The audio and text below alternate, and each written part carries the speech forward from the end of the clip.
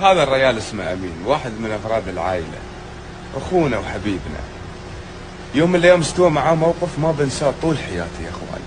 كنت راد في الليل وهو تو مخلص من صلاه العشاء، هني يصلي هو، يفرش سياده ويصلي، وزعلان، انا متضايق يبين من وجهي.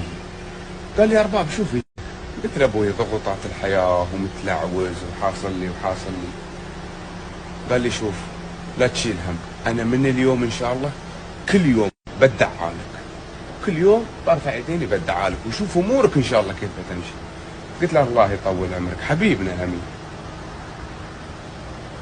نص الليل جيت حصلته فارش السياده وانا خاطف من هناك. يوم طالعته سوى لي شي خلاص موضوع انتهى، من باكر انت بتستانس ان شاء الله. اخواني والله اللي صار عجب، بعد يومين بس من دعوات امين انسجنت.